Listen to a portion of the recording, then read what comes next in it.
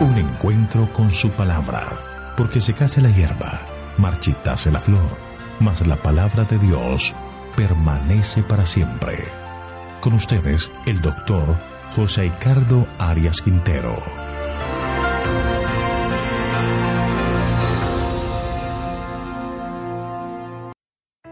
Hoy vamos a estudiar Salmo capítulo 65, la generosidad de Dios en la naturaleza.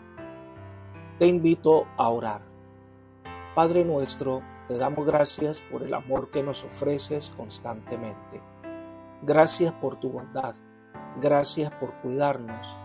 Te pedimos en este momento que el Espíritu Santo esté entre nosotros para que nos guíes en el estudio de este salmo y nuestros corazones sean fortalecidos con este estudio. Gracias por todo, pues lo pedimos en el nombre de Jesús. Amén. El sobrescrito de este salmo dice al músico principal, Salmo, canto de David. El Salmo 65 pareciera ser un glorioso himno de alabanza a Dios para celebrar la cosecha. Este salmo está lleno de grandes expresiones de gratitud a Dios por todo lo que Él ha hecho, hace y hará para salvarnos. Se dice que este salmo alude a una reciente liberación del país de un peligro inminente. Es un llamado a dar a Dios la gloria por su poder y bondad que muestra a sus hijos. David alaba a Dios destacando tres cosas importantes.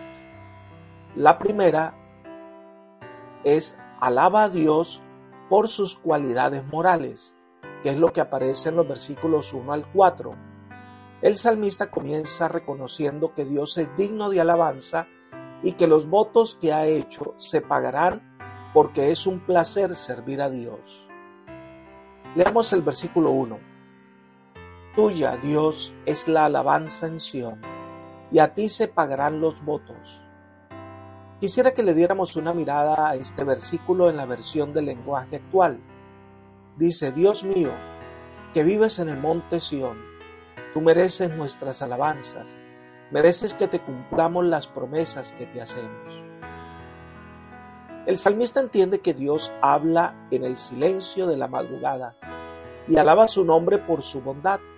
Qué bueno es apartar un tiempo para estar a solas con Dios y no ser distraídos por nadie ni por nada. Elena de Guay aconseja, cuando todas las demás voces quedan acalladas y en la quietud esperamos delante de Él, el silencio del alma hace más distinta la voz de Dios. Libro El deseo de todas las gentes, página 331.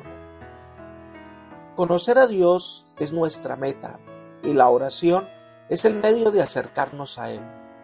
Un asunto que recuerda el salmista, que quienes han hecho promesa o votos a Dios deben cumplirla. Es mejor no hacer promesas que no cumpliremos. El asunto es que con Dios las promesas voluntarias se vuelven obligatorias. Dios no nos obliga, pero una vez hacemos un pacto con Él, debemos cumplir. Elena de Guay se encontró con personas que no cumplen sus promesas a Dios y las amonestó de la siguiente manera. Hay un creciente olvido de las promesas hechas para ayudar a nuestras diferentes instituciones y empresas. Las promesas de ayuda para la construcción de una iglesia, para la dotación de un colegio, para asistir en la obra misionera, se consideran como promesas que las personas no están bajo la obligación de cumplir si no les parece conveniente. Estas promesas fueron hechas bajo las sagradas impresiones del Espíritu de Dios. Por lo tanto, no le robéis reteniendo lo que justamente le pertenece. Hermanos y hermanas, repasad vuestra vida pasada y veis si habéis sido rectos en vuestro trato con Dios. ¿Tenéis algunas promesas que no habéis cumplido? Si es así, resolved que las pagaréis si es que podéis. Testimonio para la Iglesia, tomo 5, página 143. El salmista es claro que en su relación con Dios, las promesas o votos deben cumplirse con alegría. En los versículos 2 y 3, el salmista recuerda la razón de ese compromiso con Dios. Leamos. Tú oyes la oración, a ti vendrá toda carne. Las iniquidades prevalecen contra mí, pero tú perdonas nuestras rebeliones. Dios oye nuestra oración. Dios no se cansa de ayudarnos, de escucharnos y salvarnos, porque Dios perdona nuestras transgresiones. Su amor es tan grande que cuando venimos en auxilio por nuestras faltas, Él nos escucha y perdona. Esto impulsa el corazón a hacer promesas de fidelidad y adoración. Estas promesas debemos cumplirlas fielmente.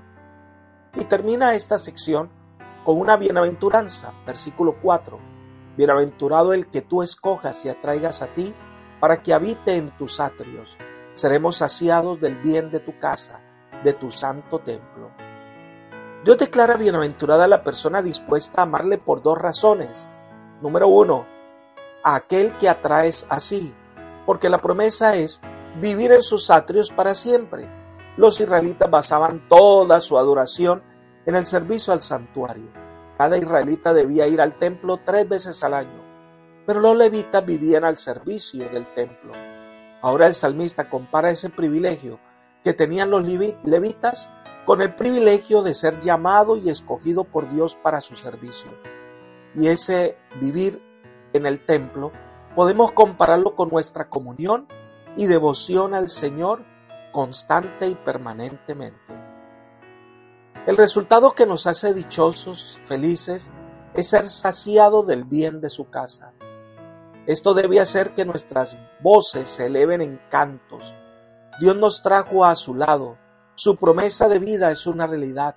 Hay espacio para todos. Hay abundancia para todos y para cada uno. La segunda razón por la que David eleva este salmo de alabanza a Dios es por el poder y la majestad del Eterno evidenciado en la naturaleza, que son los temas que se tratan entre los versículos 5 hasta el 8.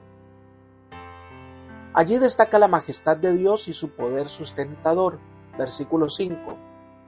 Con tremendas cosas nos responderás tú en justicia, Dios de nuestra salvación, esperanza de todos los términos de la tierra y de los más remotos confines del mar. Lo que Dios hace son tremendas cosas. Responderás en tu justicia, dice el salmista. Esto es lo que nos hace reverenciarlo siempre. Es el único que ha logrado juntar la misericordia y la justicia. En esta parte el salmista nos presenta a un Dios que está presente hasta los lugares más apartados de la tierra. El aquí y allá es la esperanza y salvación para todos. En él encontraremos la respuesta a nuestras inquietudes. El salmista usa una figura al hablar de los confines de la tierra y los confines del mar. Además de confiar en vientos y corrientes oceánicas, en la pericia de los navegantes y en la solidez de los navíos, los marinos deben confiar en Dios. Así que en vuestro viaje debemos aprender a confiar en Dios. Y para que entendamos el poder y la majestad de Dios, nos pide que contemplemos su actuar a nuestro alrededor. Versículos 6 y 7. Tú, el que afirma los montes con su poder, ceñido de valentía, el que sosiega el estruendo de los mares, el estruendo de sus olas y el alboroto de las naciones. Pocas cosas transmiten un concepto más sublime del poder de Dios que la contemplación de los elevados montes. Los Andes, los Alpes y los Himalayas son testigos silenciosos del poder de Dios. Se lo describe como ceñido de valentía, una alusión a la costumbre de ceñirse antes de hacer un esfuerzo. En las tierras bíblicas todavía se acostumbra que un hombre junte los pliegues sueltos de su vestimenta exterior y la ciña con un cinto a fin de que no le incomode en la tarea que va a realizar. Dios está listo para actuar. El que sosiega los mares. El poder que Dios tiene para sosegar la tormenta es más significativo para los hombres incapaces de dominar el mar. Además, Dios es quien creó el mar. Es el único que puede traer paz en el mar. Por eso en Dios la salida del sol y el atardecer son seguros y traen alegría al corazón de los hombres. Él puede detener el mar tormentoso y puede detener la ira de las naciones. Todo alrededor nos muestra el maravilloso y poderoso Dios, y el resultado es el reconocimiento de quién es Dios. El versículo 8 dice: por tanto, los habitantes de los confines de la tierra temen ante tus maravillas. Tú haces alegrar las salidas de la mañana y de la tarde. Al contemplar las maravillosas obras de Dios en la naturaleza, la reverencia al Señor es natural, incluso entre aquellos que lejos de Israel ven la obra de un poderoso Dios. Elena de Guay explica lo siguiente: entre los paganos hay quienes adoran a Dios ignorantemente, quienes no han recibido jamás la luz por un instrumento humano y sin embargo no perecerán, aunque ignorantes de la ley escrita de Dios, oyeron su voz hablarles en la naturaleza e hicieron las cosas que la ley requería. Sus obras son evidencia de que el Espíritu de Dios tocó su corazón y son reconocidos como hijos de Dios. Libro deseado de todas las gentes, página 593. Esta es la razón que motiva la alabanza de David. Tenemos un Dios poderoso que cuida de sus hijos. La tercera razón de este salmo de alabanza, que está en los versículos 9 al 13, es la abundante cosecha. Esta sección del salmo es considerada uno de los ejemplos más exquisitos de poesía que puede encontrarse en los salmos sobre el tema de la naturaleza. Es considerado el salmo del agricultor. No se alaba la naturaleza en sí, sino al Dios que señala la naturaleza, que la crea y la sostiene. Veamos lo que dice el versículo 9. Visita la tierra, la riegas, en gran manera la enriqueces. Con el río de Dios lleno de aguas, preparas el grano de ellos, cuando así la dispones. El agricultor prepara el terreno, el agricultor riega la semilla, el agricultor provee el abono, pero quien envía la lluvia es Dios, quien hace que el grano florezca es Dios.